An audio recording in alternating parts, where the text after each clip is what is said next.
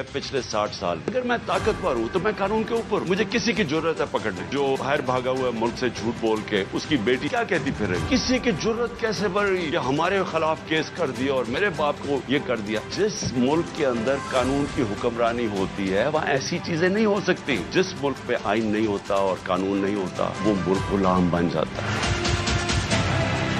कौन आज गारंटी करेगा कि 8 अक्टूबर को इलेक्शन होगा या नहीं होगा? मैं अपने सारे वकला को कह रहा हूँ, अपने सारे जजेस साहिबान को बड़े रिस्पेक्टफुली कह रहा हूँ, ये है वो डिफाइनिंग मोमेंट पाकिस्तान की तारीख का। अगर इस वक्त हमने ये आइन का कत्ल होने दिया, ये रुकना नहीं है फिर कहीं। सबको याद होना चाहिए कि एक दफा कहा था मैं 90 दिन में इलेक्शन करवा दूंगा और उसके बाद 11 साल तक एक आमरीत के मुल्क उस पर पड़ा रहा। तो यहाँ हो रहा है मकबूजा कश्मीर के अंदर इसी तरह लोगों को उठा रहे हैं। फलस्तीनों से ये होता है, ऐसा हो रहा है खौफ फैलाने के लिए कि सब डर जाए। इंसान तो छोड़े, दरिंदे भी ये नहीं करते।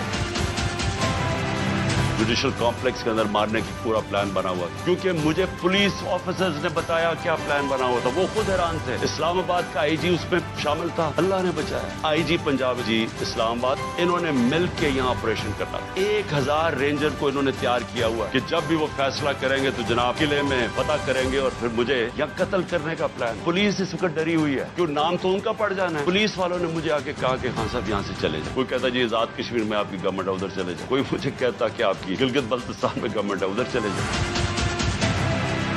जीआईटी वो लोग बनाएंगे जो मुझे कत्ल करना चाहते हैं। अगर जीआईटी बनाने आप सीरियस है, चीफ जस्टिस के नीचे बना। और हमें किसी के ऊपर कॉन्फिडेंस नहीं है। गवर्नमेंट के अंदर वो लोग बैठे हुए हैं जिन्होंने पहले भी मुझे कत्ल करने की कोशिश की, अब फिर करेंगे, क्योंकि उनको खौफ ज़्यादा है कहीं इमरान खान आ गया तो हमारा एहतसाब हो जाएगा। अब अल्लाह ने फैसला कर लिया इस दुनिया से जाना है, चाहे मैं वो आजाद कश्मीर चला जाऊं, चाहे मैं जिधर मर्जी चला जाऊं, कोई नहीं रोक सकता।